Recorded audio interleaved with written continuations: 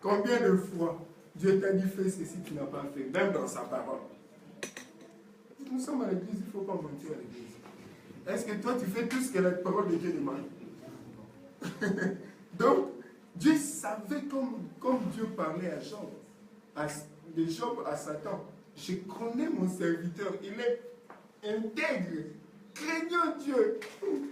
Même si tout ce que tu feras, il ne va pas me décevoir. Est-ce que Dieu peut te faire confiance? Alléluia. Est-ce que Dieu peut dire, je connais mon fils, peu importe la situation, il va toujours m'obéir. Peu importe les circonstances, il ne va pas me désobéir. C'est important dans la vie d'un enfant de comprendre que nous devons obéir à Dieu. Nous devons suivre ses instructions. Vous savez, moi j'aime beaucoup l'avion. Quand Dieu va vous bénir, il faut m'acheter un avion. Papa, je vous l'ai dit déjà. Ok, moi j'aime beaucoup l'avion. Et puis je vais même commencer le cours de pilotage si Dieu le veut. J'aime beaucoup l'avion parce que j'ai la foi que Dieu va vous bénir. Amen. Et ne m'oubliez pas, quand vous aurez ce appelez-moi et puis achetez-moi un petit jet. Vous savez que la relation entre la tour de contrôle et le pilote obéit aux instructions. Je vais vous donner une illustration. Par exemple, quand tu prends Air France, avant qu'elle puisse décoller, qu'est-ce qui se passe? Le pilote prend son micro, on dit quoi? Son appareil de communication. Air France 17, Charles de Gaulle T3, prêt pour les taxis Tango. Maintenant, la tour de contrôle répond. Charles de Gaulle T3, piste 31L, taxi à gauche, bravo. Suit la piste transversale 22R. Le pilote répond. Air France 17, engage piste 31L, confirmation Tango. La tour de contrôle répond encore.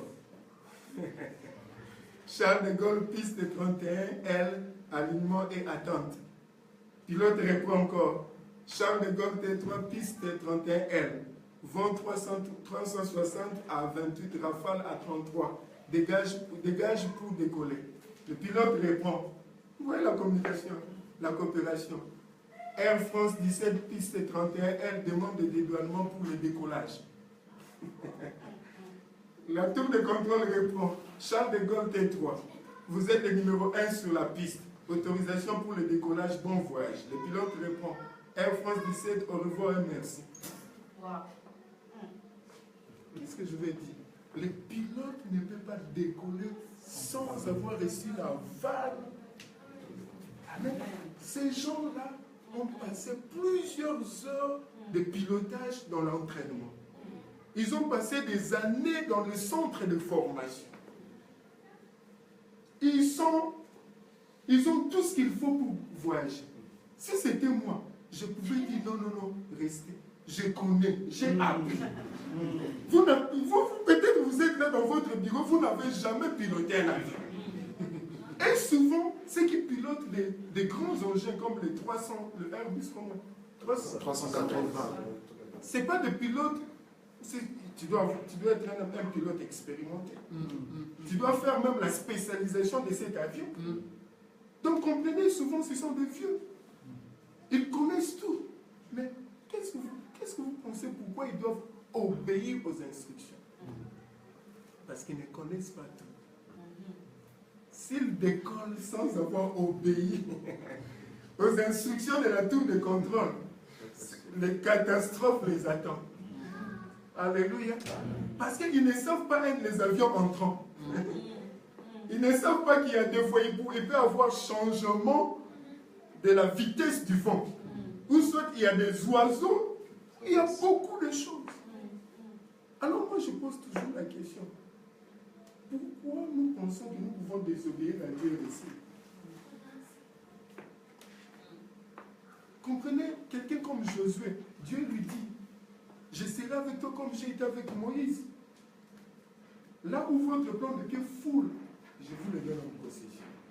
Durant toute ta vie, personne ne se tiendra devant toi. Mais ils vont dans un village, dans une ville qui s'appelle Haï. Et il y a désobéissance. 3000 hommes portant l'arme armes, des militaires d'Israël tombent. Bien que Josué avait reçu la promesse de Dieu. Et le ventre pleure et dit, qu'est-ce qui ne va pas? Tu m'avais promis, tu avais dit, mais maintenant les hommes, Dieu lui dit, non, vous avez désobéi. Quelqu'un a brisé l'interdit. Et moi, je suis un Dieu de principe. Comme il y a désobéissance, je ne peux pas violer mes principes. Écoute mon frère, ma soeur. La Bible dit l'obéissance vaut mieux que les sacrifices. C'est important d'obéir à Dieu. Voilà pourquoi j'aime Deutéronome 28, 1 à 3. Voici les bénédictions qui s'attacheront à vous si vous obéissez à la voix de l'Éternel, votre Dieu. Donc il y a des choses qu'on ne peut même plus demander. Gêner ou invoquer Dieu. C'est automatique. Quand vous obéissez à Dieu, la parole de Dieu se manifeste dans votre vie. Nous passons beaucoup de temps dans les jeûnes, dans les prières, parce que nous ne voulons pas obéir à Dieu. Et nous croyons que nos prières peuvent changer la pensée de Dieu. Non, la parole de Dieu, on dit, est établie au ciel. Dieu ne peut pas violer sa parole. Donc si nous voulons voir l'accomplissement de ce projet dans notre vie, nous devons commencer à obéir à Dieu. Je ne comprends pas, mais je vais obéir à Dieu. Quand cette femme a obéi à Dieu, la Bible dit que jusqu'à la fin de la famine, il ne manquait pas de la nourriture dans sa maison. Bien aimé, on n'a pas besoin de comprendre tous les paramètres de ce que Dieu nous demande. Mais nous avons le choix d'obéir à Dieu. Amen. Alléluia. C'est important. L'Église aujourd'hui doit rentrer dans ces stades où on doit obéir à Dieu. Dieu te demande de faire quelque chose, va, fais la chose. Parce que c'est un Dieu bon. Et tout ce que Dieu nous demande, quand Dieu te demande quelque chose, c'est parce qu'il sait que vous avez la capacité de faire la chose. Parce qu'il ne peut pas tenter l'homme. Alléluia. La deuxième chose, c'est l'humilité. Nous sommes dans un monde où l'humilité n'existe plus. Même quand je vous prêche là, je connais, il y a des vieux qui sont plus âgés que moi. Donc après là, je respecte tout le monde. Je dis ça c'est papa, ça c'est mon vieux, ça c'est la maman. Même si les jeunes, plus jeunes que moi. Parce que la parole de Dieu, la prédication ne change rien par rapport à mon âge avec le pasteur Joe. L'humilité est importante dans la vie. Et surtout dans notre relation avec Dieu. L'humilité est la qualité d'avoir une vie modeste ou faible de son importance. Tandis que l'orgueil, c'est quoi? L'orgueil, c'est un sentiment de plaisir profond ou de satisfaction découlant de ses réalisations. C'est quand une personne pense qu'il connaît tout. Il se suffit de lui-même. Il peut tout faire. Il peut réussir par rapport à lui-même. Écoutez, l'avion ne peut pas décoller lorsque le bagage dépasse la limite autorisée. L'avion. Voilà pourquoi quand tu vas voyager, tu vas dans les check-in. Ils ne font pas seulement les check-in de ton identité. Ils vont aussi checker tes bagages. Est-ce que vous avez le 23 ou soit vous avez le 27? Et quand vous avez les excédents, on vous demande de payer ou soit d'enlever. Mais même si vous payez les excédents, il y a un niveau que l'avion ne peut pas dépasser. Alléluia. Amen. L'orgueil, c'est l'excès de bagages que nous transportons. Vous n'avez pas besoin de cet excès.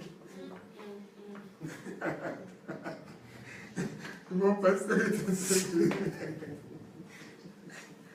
Nous devons rester humbles avec Dieu. Ça ne sert à rien d'accumuler les excès de bagages. Vous allez payer. On ne vous laissera pas passer. Vous allez payer. D'une manière ou d'une autre. Alléluia. Amen. Il y a un jeune homme, 2 Chroniques chapitre 26, versets 3 à 5. S'il vous plaît, écrivez, vous pouvez lire à la maison à cause du temps. 2 Chroniques chapitre 26, 3 à 5. Et puis 2 Chroniques 26, 16 à 20. Il y a un jeune homme qui s'appelle Osias, qui est devenu roi à l'âge de 16 ans. Je ne vais pas aller dans son histoire, c'est un autre message. Mais quand il est arrivé, il est devenu roi, la Bible dit qu'il a régné 52 ans à Jérusalem. Il a fait ce qui était droit aux yeux de l'Éternel. Et il s'appliqua à rechercher Dieu pendant la vie de Zacharie, qui avait l'intelligence des visions de Dieu. Et dans le temps où il rechercha l'Éternel, Dieu le fit prospérer. Aussi longtemps qu'il recherchait l'Éternel, Dieu le fit prospérer. 16 à 20. Mais lorsqu'il fut puissant, son cœur s'éleva pour le perdre. Il pécha contre l'Éternel. Qu'est-ce qu'il a fait? Il est allé offrir des parfums dans le temple. Et pourtant, c'était le travail des sacrificateurs. Les sacrificateurs le suivent pour lui dire, non, moi, tu ne peux pas faire cela, tu pêches contre Dieu. Il n'a pas voulu. Et pendant qu'il faisait cela, la colère de Dieu s'est enflammée contre lui. Et la lèpre est descendue sur lui. Je vais dire, qu'est-ce que je vais dire? Écoutez, pendant qu'il était encore rien, il recherchait l'Éternel. Parce qu'il savait que je n'ai rien. Je suis faible. Mais quand Dieu l'a béni, l'orgueil est monté dans son cœur. Il s'est dit, je suis devenu quelqu'un. Je connais tout. Écoutez mes frères et sœurs, nous devons toujours garder l'attitude d'apprendre tous les jours. Tout ce que nous connaissons en partie. Moi, je connais en partie. Vous connaissez en partie. Voilà pourquoi nous sommes une église. Vous me donnez ce que vous avez, moi je vous donne ce que vous avez, ce que j'ai. Comme ça, c'est comme ça que l'église s'est fortifiée. Amen. Cet homme a perdu l'attitude d'apprendre. Il s'est dit, je connais tout.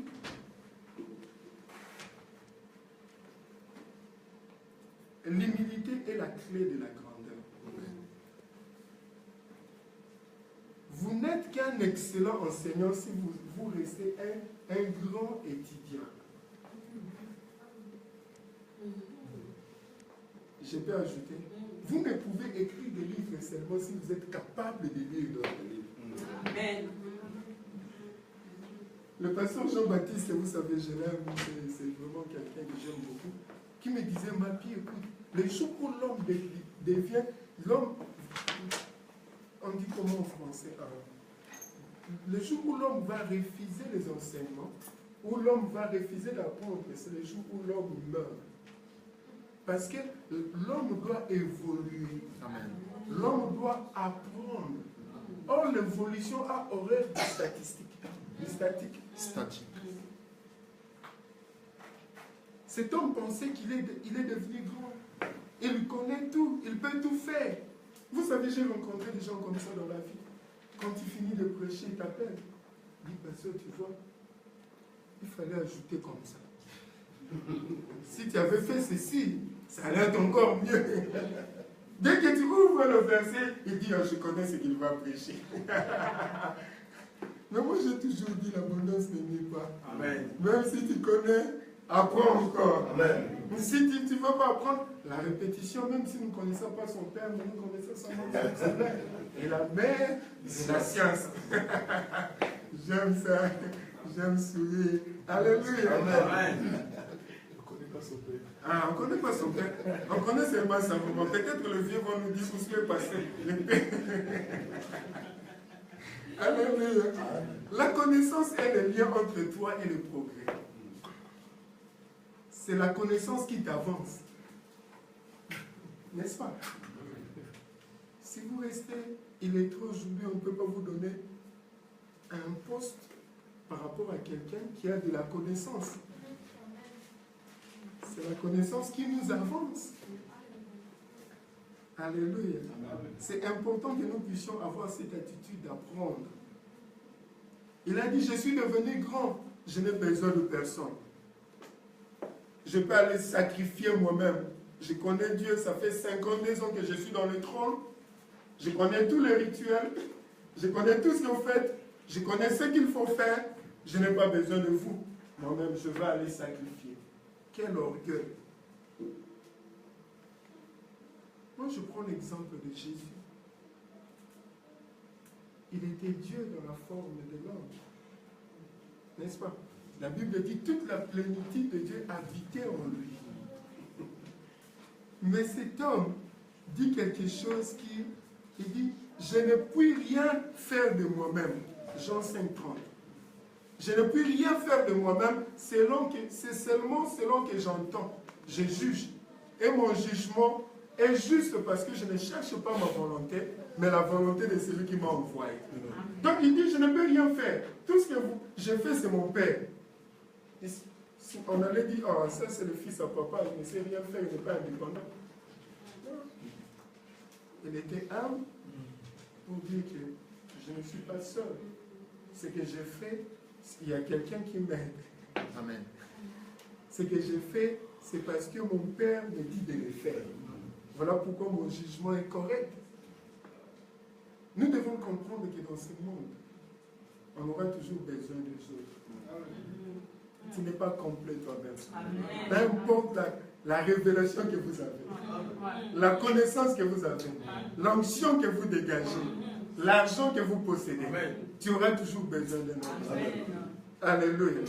N'est-ce pas que vous dites qu'on a toujours besoin d'un plus petit que soi? Si vous êtes riche et vous n'avez pas de serviteur, qui fera votre travail? Vous êtes grand. Moi, j'ai toujours dit, je vous dis, on reconnaît la grandeur dans une personne par sa manière de traiter les hommes le plus petits que lui. Amen. Je reconnais que tu es grand. Je t'observe la manière dont tu traites les hommes qui sont moins que toi.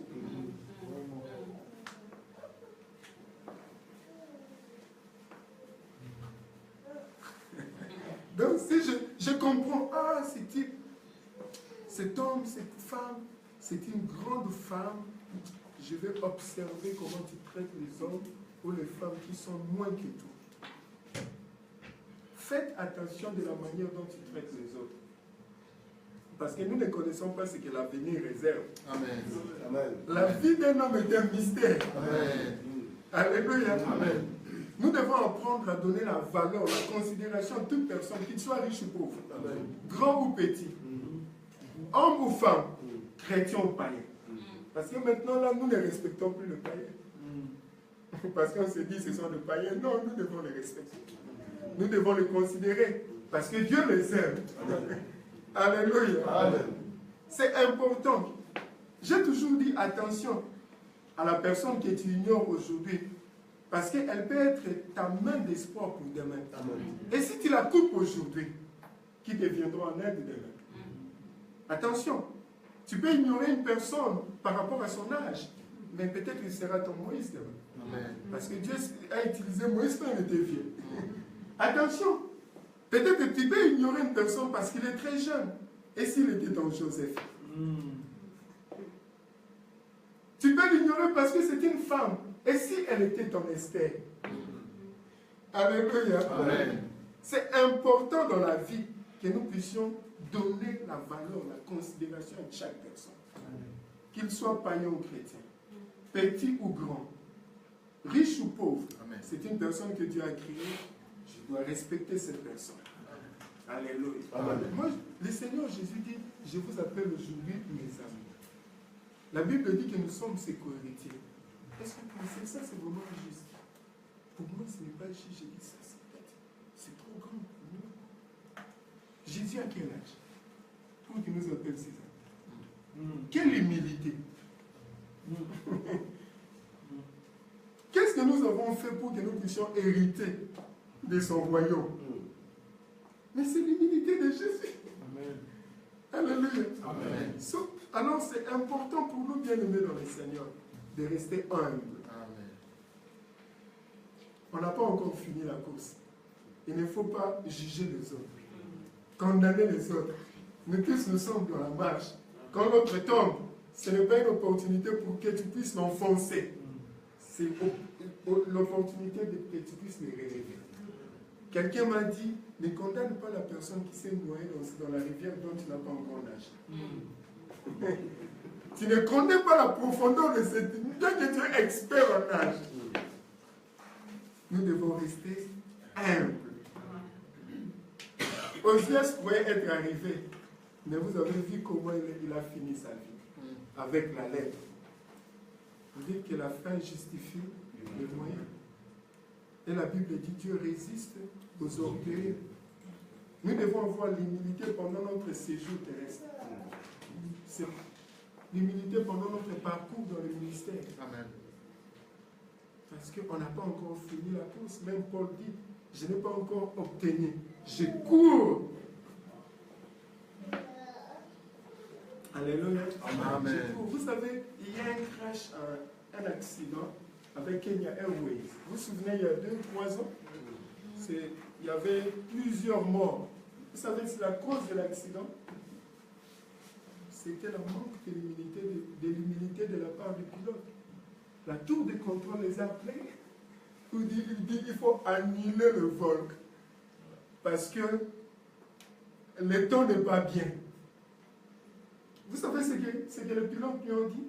Nous sommes habitués à voler dans des conditions pareilles. Ce n'est pas la première fois. Nous volons toujours comme ça avec tous ces soirs. On va y aller parce qu'il y a un travail à faire.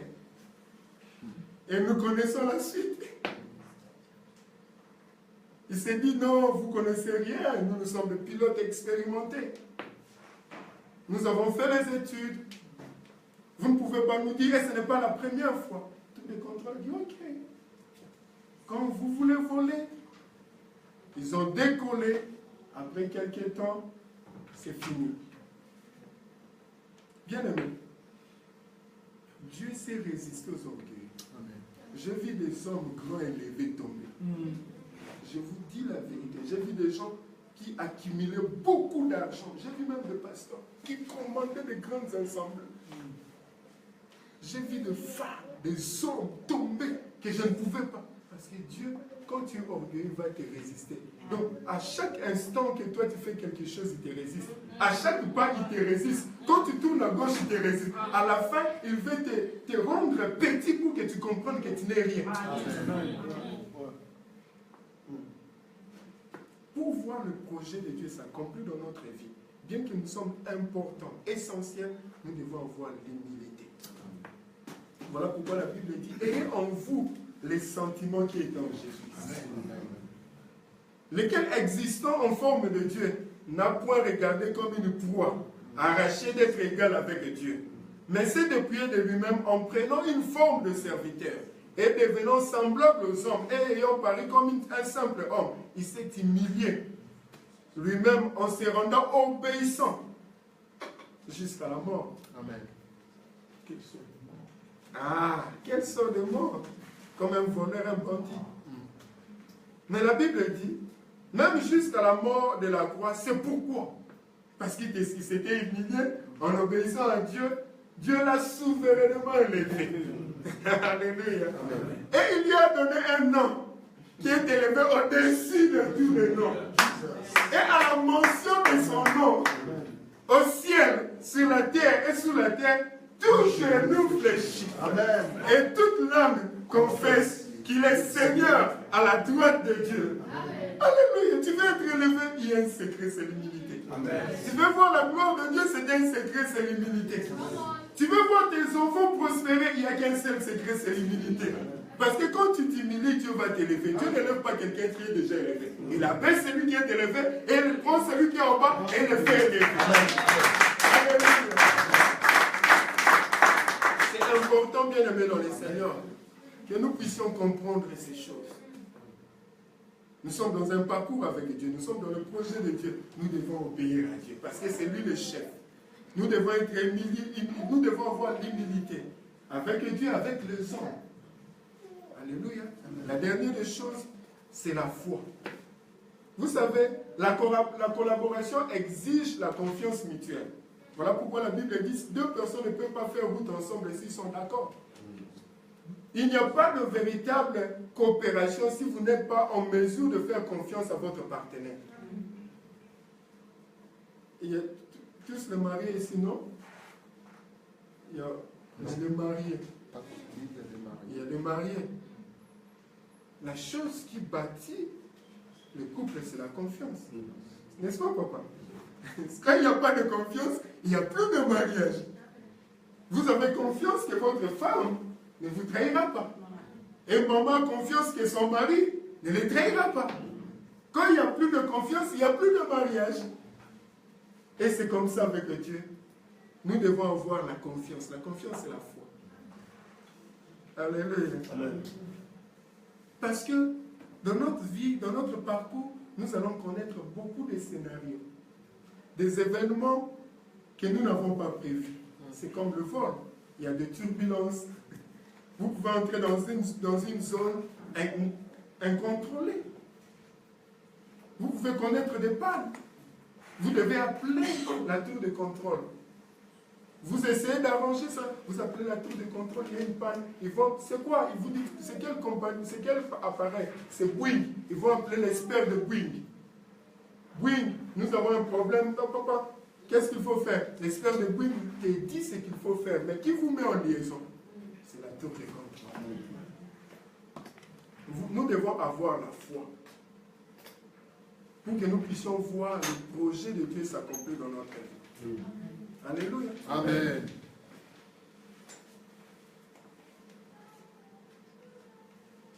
Je finis bientôt. Prenons l'exemple de Jésus. Dans Matthieu chapitre 14, versets 22 à 34. Et il dit à ses apôtres, passez de l'autre côté de la rive, ou de la mer. La Bible dit que lui va monter et puis...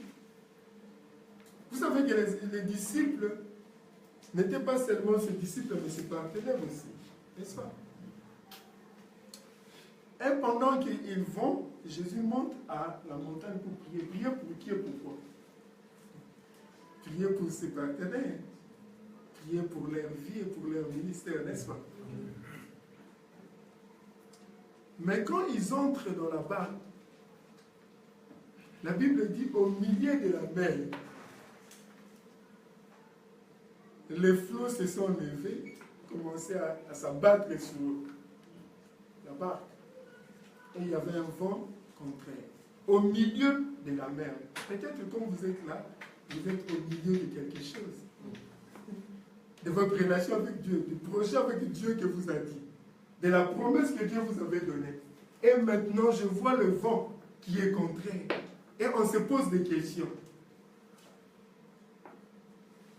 On se dit, où est le Seigneur? On se dit, il y a le flot. Est-ce que Dieu ne voit pas? Tu es en train de servir Dieu. Tu aimes Jésus. Tu fais tout. Mais tu te poses des questions. Pourquoi ces choses arrivent? Pourquoi il y a un vent contraire? Peut-être que c'est par rapport à tes études, par rapport à ton emploi. Quand tu as commencé le job, tout le monde parlait de bien de toi. Mais maintenant, tout le monde est contre toi. Rien ne marche. Je te dis, est-ce que j'ai vraiment entendu celui qui m'avait dit de faire ceci, c'est réellement Dieu? Écoutez, bien-aimé dans le Seigneur, Dieu est tellement fidèle qu'il ne t'abandonnera jamais. Jamais. Je ne sais pas si je vous ai dit hier. Est-ce qu'il y a des ingénieurs ici qui construisent des routes? Non. Vous savez, s'ils veulent tracer une route, ils ne commencent pas par tracer directement. Ils font le parcours tout au long de la route qu'ils veulent tracer. Ils vont inspecter les conditions, savoir ce qu'il y a, et ils vont faire un défi. C'est comme ça que vous faites un plan. La route sera peut-être 150 km. Il y a des dangers, il y a des histoires. Ils programment tout. Donc, il n'y a pas des imprévus. Quand ils viennent, ils font tout. Si un homme peut avoir cette intelligence, alors à plus forte raison notre Dieu. Est-ce que vous avez déjà pensé à ça? Quand Dieu te demande de faire quelque chose, même quand il y a les troubles, ne pas peur. Parce qu'il est déjà allé avant de te demander de faire quelque chose. Amen. Je vais vous donner un verset. Ésaïe 45, verset 2 à 3. Écoute ce que Dieu dit. Je marcherai devant toi. Donc j'irai avant que toi tu commences ton projet. J'irai avant que tu commences le ministère. J'irai avant que tu commences tes affaires. J'irai avant que tu commences ton mariage. J'irai devant toi. Pourquoi faire? J'aplanirai les chemins monstrueux. Parce qu'il sait qu'il y a de l'opposition, il y aura des problèmes. Alors moi, j'irai avant toi. Je vais aplanir toutes ces choses. Je romprai les portes des reins. Il sait, il y a des choses, il y a des obstacles. Et lui doit aller avant toi pour rompre cela. Et je briserai les verrous de fer. Donc quand tu es dans la mission avec Dieu, quand tu es dans, dans le projet avec Dieu, tu dois lui faire confiance. Parce que ce qui te surprend ne surprend pas Dieu. Peu importe la situation que tu vis aujourd'hui, tu dois savoir faire confiance à Dieu. Et c'est à ce moment, quand le vent était contraire, quand le flot s'abattait sur le Seigneur Jésus, le maître du projet, c'est lui qui t'a appelé, c'est lui qui t'a béni, c'est lui qui t'a donné cette femme, cet homme, c'est lui qui t'a permis d'aller faire les études. C'est à ce moment qu'il a décidé d'entrer. Vous savez, c'était à quelle heure? La Bible dit à la 4e veille de la nuit. À l'heure où même si vous criez SOS, personne n'entendra. Là, il n'y avait pas le Wi-Fi pour se connecter. Il n'y a pas de réseau. À cette heure, même quand vous appelez la personne, éteint son portable. À ce moment difficile, il se dit maintenant, là, comme ils n'ont pas personne pour invoquer, c'est à ce moment que je dois entrer en scène. Et la Bible dit qu'ils étaient au milieu de la mer. Même s'ils décidaient, Pierre, un expert en nage, ne pouvait pas nager de là où ils étaient jusqu'à la rive. C'était impossible. Il dit maintenant je vais entrer en scène. Alléluia, je vois Jésus entrer en scène dans ta vie. Amen. Tu te dis, il m'a abandonné. Il y a le flot, il y a un vent contraire. Vous savez, quand il y a un vent contraire, on n'avance plus, on recule. Tu te dis, j'avais bien commencé, mais je suis en train de perdre. Écoutez, c'est à ce moment que Jésus veut faire son entrée. Amen. Alléluia. N'aie pas peur de ta vie. N'aie pas peur de ton lendemain. Il vient. Et vous savez de quelle manière il est venu leur voir, les secourir. Jésus descend. Il voit qu'il n'y avait personne, il n'y avait plus de barbe. Il dit, ok, comme il n'y a pas de barbe, je vais faire une balade sur les eaux. Vous comprenez? Il a dit, il n'y a pas de barbe. Alors je vais marcher sur les eaux. Vous ne comprenez pas. Les choses, je m'excuse. Les choses qui vous intimident aujourd'hui ne peuvent jamais intimider Jésus. Amen. Jamais. Jamais. Ils avaient peur du vent. Ils avaient peur du flot. Le Seigneur Jésus dit, bon, je vais faire une balade. Je vais marcher sur les eaux. Ce qui t'affecte n'affecte pas Dieu. La maladie peut t'affecter, mais ça n'affecte pas Dieu. Au contraire, Dieu a le pouvoir sur la maladie. Alléluia. N'aie pas peur de l'opposition. Peu importe la grandeur de l'opposition. Vous savez, les vents que la Bible décrit, c'est ce qu'on appelle hurricane. C'est quoi en français? C'est quoi en français? Hurricane. L'ouragan. L'ouragan. Ça, c'était l'ouragan. Ce n'était pas juste un vent comme ça. Non, c'était l'ouragan qui s'abattait. Mais c'était malgré la force de l'ouragan. Il marchait. Calmement. Calmement. Vous savez que les disciples ne l'ont même pas invoqué. Parce qu'ils savaient que Jésus n'allait pas entendre. Tu n'as pas, il a dit, avant que tu m'invoques, avant que tu n'aies fini de prier, je t'exaucerai. Dieu est conscient de ta vie. Il connaît les réalités que tu traverses. Il voit ta situation. Et il vient à ton secours. Il marche. Et ils ont vu. Ils ont dit, ça c'est pas un homme. Avec l'ouragan comme ça, la barque qui contient beaucoup de personnes et beaucoup de choses est donc balancée par le flot et le vent. Mais un homme marché sur les eaux, non, ça doit être un fantôme, ça doit être un esprit. En réalité, un homme ne peut pas faire cette histoire depuis que nous sommes nés. Pierre, moi j'ai 60 ans.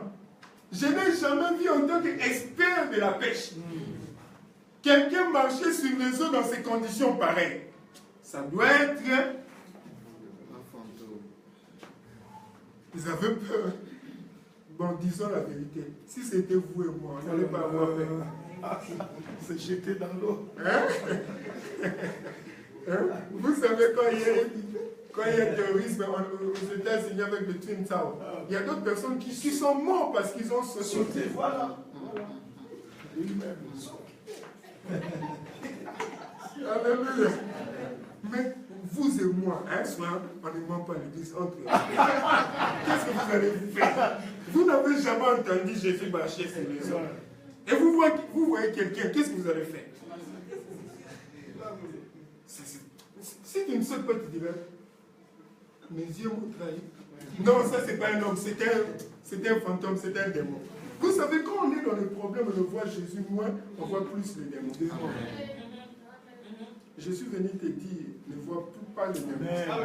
Vois Jésus. La Bible dit que nous devons tourner nos yeux vers l'auteur et le consommateur de notre foi. Parce que c'est lui qui nous donne la foi et c'est lui qui peut soutenir cette foi. Ne regarde pas ta condition, regarde Jésus. Alléluia. Amen. Et le venez, vous savez, moi j'ai toujours compris, j'ai toujours dit que Jésus n'a pas besoin de faire beaucoup d'intimidation pour faire le miracle. Vous savez, marcher sur les eaux, c'est déjà un miracle. Peut-être que vous avez déjà marché, moi je ne sais pas. Il faut me balancer cette vidéo. Alléluia. Amen. Il venait marcher sur les eaux. C'est un fantôme. Non, c'est pas un fantôme, c'est moi. Amen.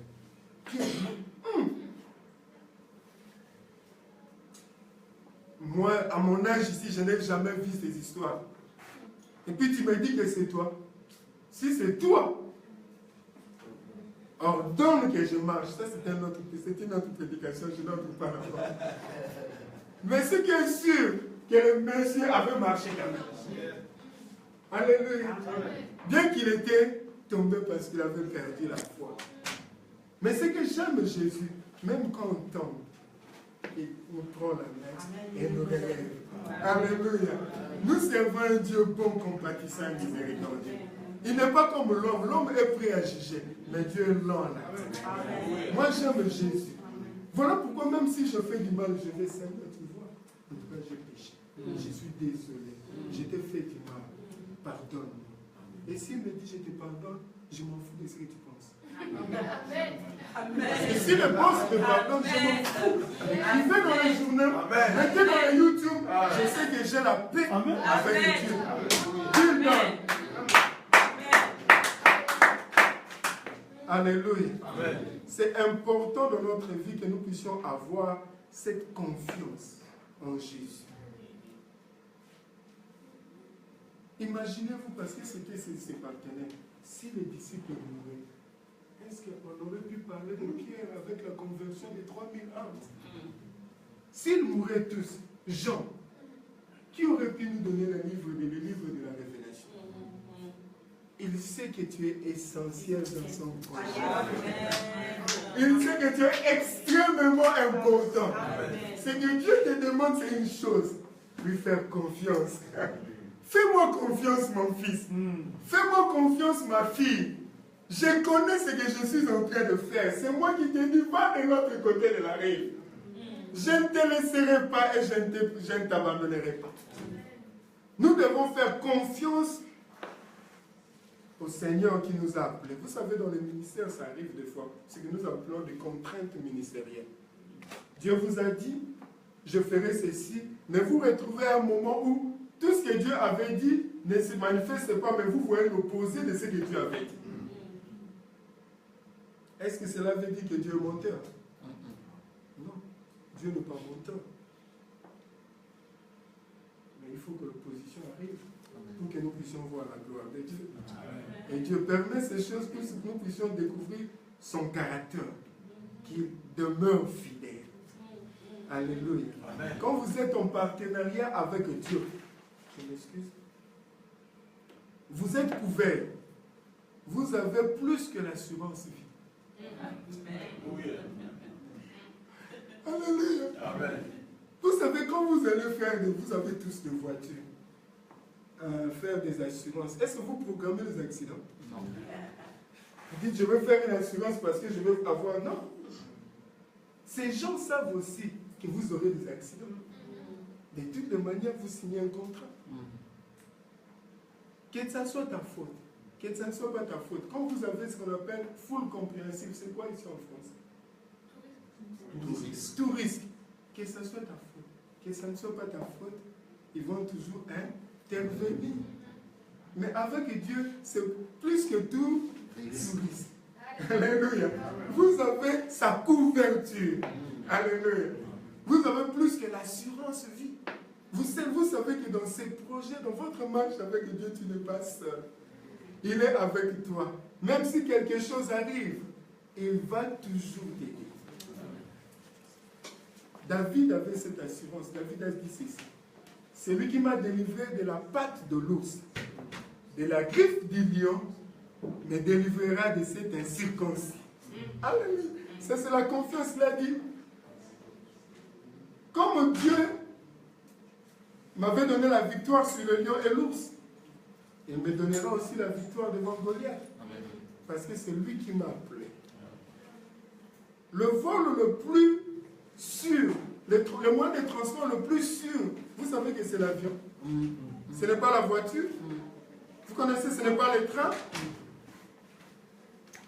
Le vol le plus sûr, c'est l'avion. Que j'ajoute quelque chose? C'est la même chose avec la foi. La foi est la chose la moins compliquée dans le royaume de Dieu. Avec une petite foi, Jésus dit, vous pouvez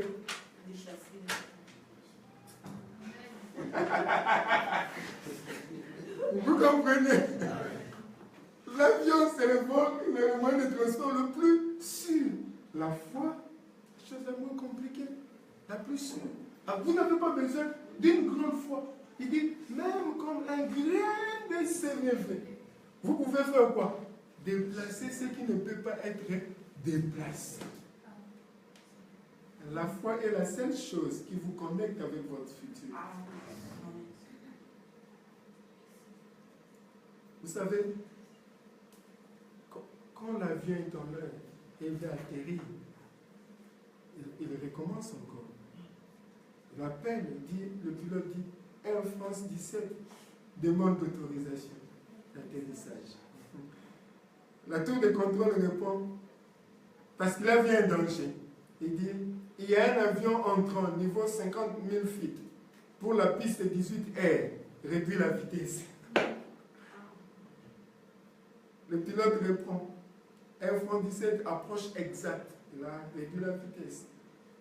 La tour de contrôle répond, il dit, vous êtes le numéro 1 pour la piste 17R. Il n'y a pas de départ avant votre arrivée. Le vent 340 à 7, l'évasion 31L, autorisé à atterrir. Qu'est-ce que je veux vous dire? Je vois Dieu vous donner l'autorisation de réussir. Je m'occupe pas. Je ne veux pas arriver. Parce que quand vous êtes en train de marcher avec lui, vous êtes dans le même projet avec lui. Il est votre partenaire. N'aie pas peur de ce que tu es en train de faire. N'aie pas peur de ce qui arrive dans ta famille. N'aie pas peur de ce qui arrive dans ton ministère. Parce qu'il y a déjà une autorisation d'atterrissage. Parce qu'il a déjà regardé tous les côtés, le nord, le sud, l'est et l'ouest. Il a évalué le vent. Il a observé s'il y a des avions entrants ou des avions qui décollent. Il a regardé que la piste est libre. Et il te dit, je te donne l'autorisation de réussir dans ta vie. Alléluia. Amen.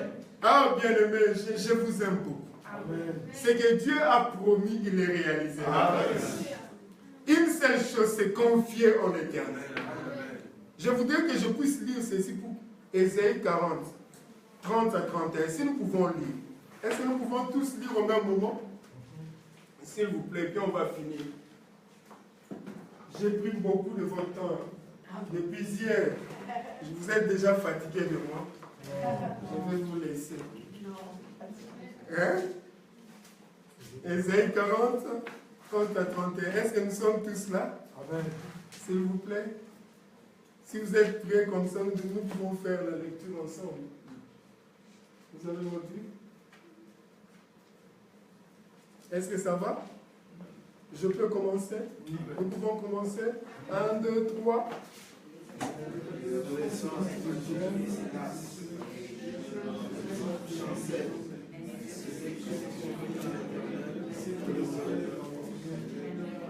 Ils prennent quoi?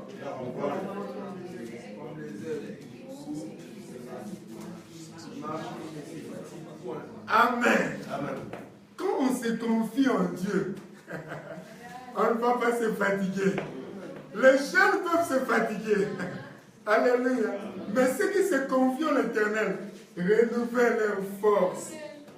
Je suis venu, bien-aimé, vous dire, confiez-vous en l'Éternel. Il ne faut pas se confier dans les choses de ce monde. Il ne faut pas se confier dans les hommes dans ce monde. Mais confiez-vous en Dieu. Parce que c'est lui qui a commencé avec vous cette bonne œuvre, la Bible dit. Il va la finir.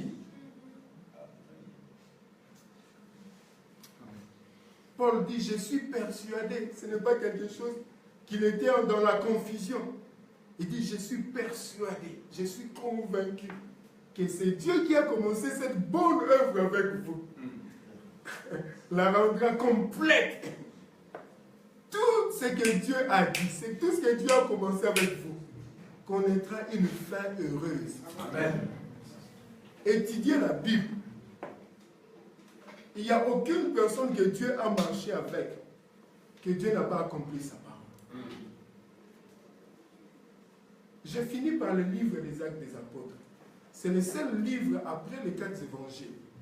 Dans la Nouvelle Alliance, à la fin, il n'y a pas de conclusion finale. Vous savez pourquoi? Parce que Dieu attend que toi aussi tu mettes les actes de ta vie dans ces livres. Amen. Même si ça ne sera pas écrit dans la Bible, ça sera écrit dans les annales du ciel. Amen. Donc il y a un acte des apôtres, chapitre combien qui attend ma soeur. On parlera des actes des apôtres et on va citer nous. On va citer le pasteur Paul. Amen. Parce que Pierre est mort, Jean est mort, les apôtres sont morts, mais Dieu n'est pas mort. Amen. Il n'est pas le Dieu de mort, mais il est le Dieu des vivants. Voilà pourquoi il n'y a pas de conclusion finale dans le livre des Actes des Apôtres. Parce que toi aussi tu es un apôtre du Seigneur. C'est en fait pas les actes des apôtres, les actes de Dieu dans la vie des apôtres. Amen. Est-ce que nous pouvons nous lever pour prier? Vous êtes fatigués de moi,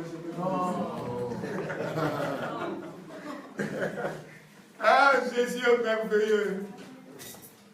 Si nous avons l'obéissance, la Bible dit que nous allons manger les meilleures productions du pays. Donc ça ne demande pas beaucoup pour manger les meilleures productions de la France. Si nous sommes obéissants, nous allons manger le meilleur produit du pays. Merci, Pasteur Paul. Merci.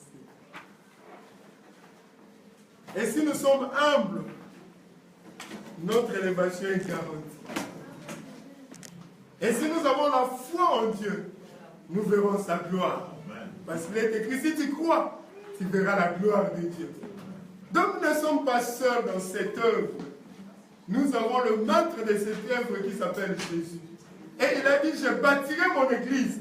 L'église n'est pas un bâtiment. L'église, ce ne sont pas le building. L'église, ce ne sont pas le matériel. L'église, c'est vous et moi. Il a dit que je te bâtirai. Et les portes de séjour de mort ne pourront rien contre toi. Si les portes de séjour de mort ne peuvent pas te vaincre, tu peux tout vaincre. Parce que le plus grand ennemi de l'homme, c'est la mort. Or, Jésus va au-delà de la mort. Il va à l'origine de la mort. Et il dit l'origine de la mort n'a aucun pouvoir contre ta vie. Si l'origine de la mort n'a pas de pouvoir contre ta vie, c'est-à-dire la maladie n'a pas de pouvoir contre ta vie. Les problèmes de ce monde n'ont pas de pouvoir contre ta vie. Parce que c'est lui seul qui bâtit ta vie. Alléluia.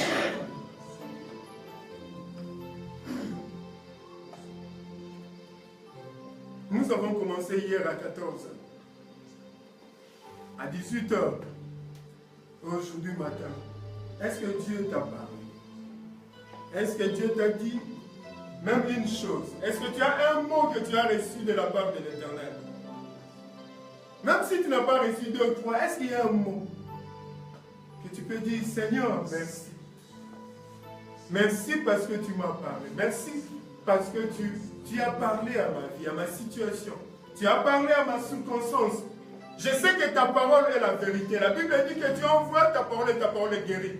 Et je sais que cette parole a guéri ma vie, est en train de transformer ma vie, est en train de rendre ma vie libre.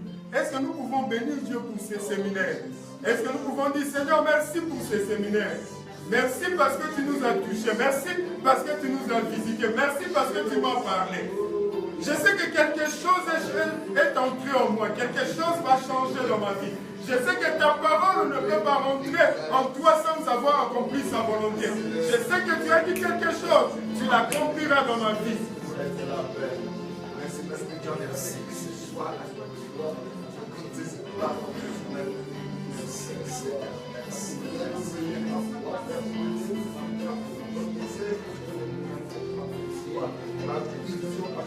Dis merci au Seigneur. Dis Seigneur merci. Bien-aimé, il y a des ceux-là qui sont dans les hôpitaux, qui sont dans les prisons, qui n'ont pas de moyens d'aller dans les séminaires, qui n'ont pas de moyens pour se déplacer, aller dans les églises. Mais Dieu t'a fait grâce. Dieu t'a donné ce privilège de venir dans les séminaires, de partager, d'entendre sa parole, de l'adorer, de le louer. Beaucoup en ce moment veulent même ouvrir leur bouche, mais ils sont incapables d'ouvrir leur bouche. D'autres sont dans des comas. Ils sont inconscients. Ils ne savent pas ce qui se passe maintenant. Mais Dieu t'a donné la vie. Dieu t'a donné la force. Dieu t'a donné la liberté. Dis merci au Seigneur. Nous sommes en France. Nous sommes libres de l'adorer. Il y a dans d'autres pays, ce n'est pas possible de l'adorer publiquement. Mais Dieu a permis que nous puissions avoir ces séminaires ici en France. Dis Seigneur, merci pour ce moment. Merci pour ces séminaires.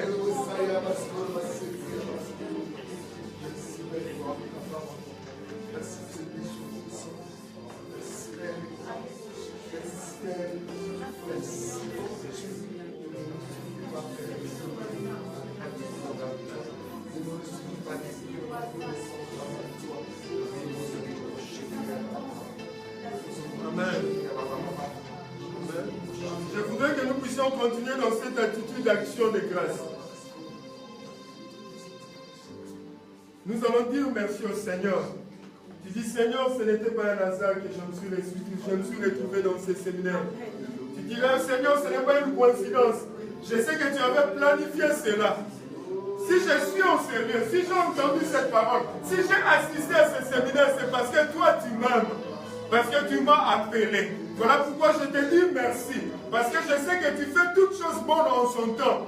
Si tu as permis que je sois là, que je participe à ce séminaire, c'est parce que tu voulais toucher ma vie. Voilà pourquoi je te dis merci. Continue à prier, bien-aimé. Dis merci au Seigneur.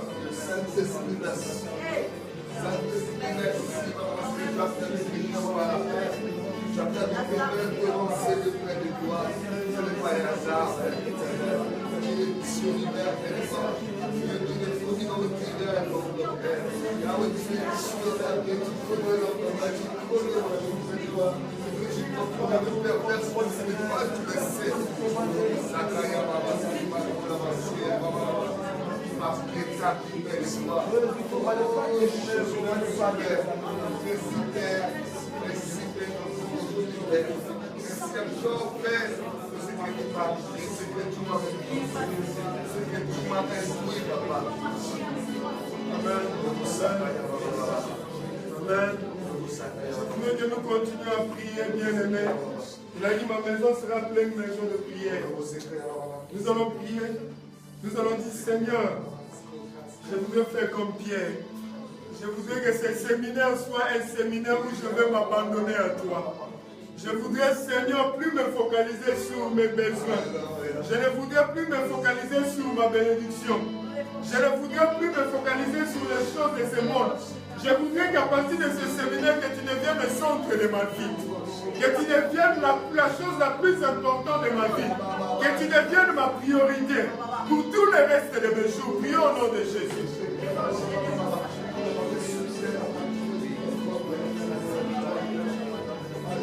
Dis au Seigneur, dis Seigneur, je voudrais que tu sois ma priorité. Je veux que tu sois au centre de ma vie.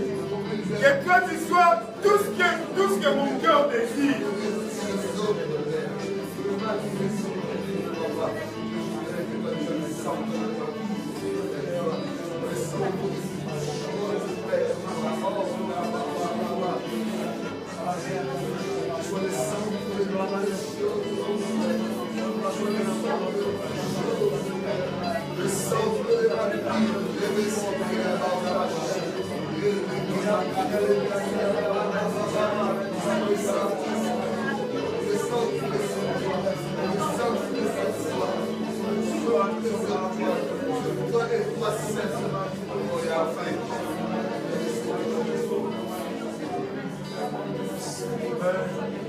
Nous allons continuer dans la prière. Il est écrit que ce n'est ni par la force, ni par la puissance, mais par l'Esprit de l'Éternel. Tu vas demander au Saint-Esprit de t'aider à devenir un homme obéissant. Et une femme obéissante à la parole de Dieu. Dis Seigneur, aide-moi. Parce que c'est toi qui crées le pouvoir de le faire. Donne-moi un cœur obéissant. Je voudrais marcher dans l'obéissance. Obéissance à ta parole. Obéissance à tes instructions. Prie au nom de Jésus.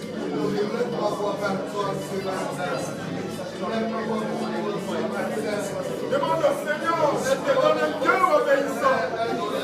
Un cœur qui va obéir à sa voix. Même quand tu ne comprends pas. Même quand tu ne comprends pas les réalités, les paramètres de ce que Dieu te demande. Seigneur, aide-moi à devenir obéissant. Je vais vivre de l'obéissance. Je vais marcher dans l'obéissance. Je vais craindre ta parole. Aide-moi, Saint-Esprit. Et envoie le fleur de nos frères, Saint-Esprit.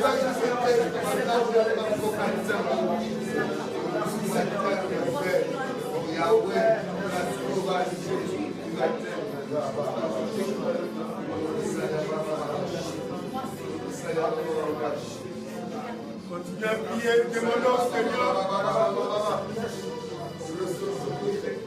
La Bible dit, ayez en vous le sentiment qui est dans Jésus.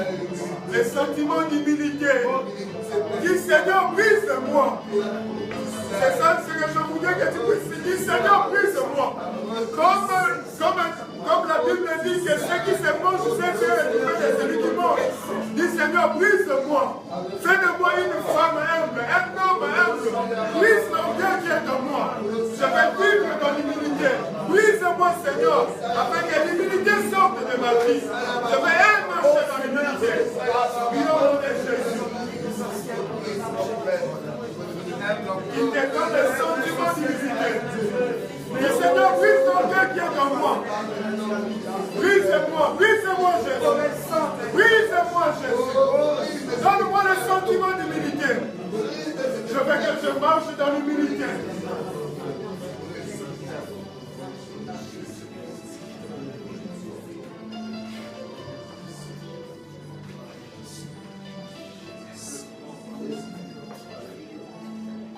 Continuons dans la prière, dit Seigneur, les circonstances de la vie, les réalités de ce monde ont fait que ma foi est très fragilisée. Mais je viens auprès de toi, l'auteur et le consommateur de ma foi. Seigneur, viens au secours de ma foi. Seigneur, viens au secours de ma foi. Demande, Seigneur, donne-moi cette foi. Viens au secours de ma foi, Seigneur. C'est toi l'auteur de ma foi. C'est toi le consommateur de ma foi. Les circonstances, les épreuves de la vie ont affecté ma foi. Mais Seigneur, je vais tout faire de mes sortes la foi en toi. Viens au secours de ma foi. Donne-moi ta foi, Seigneur.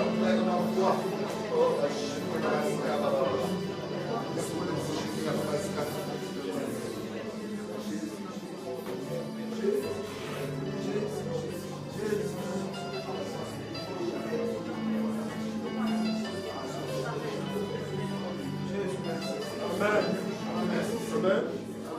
Je voudrais qu'on puisse prier pour le pasteur Guy et sa femme.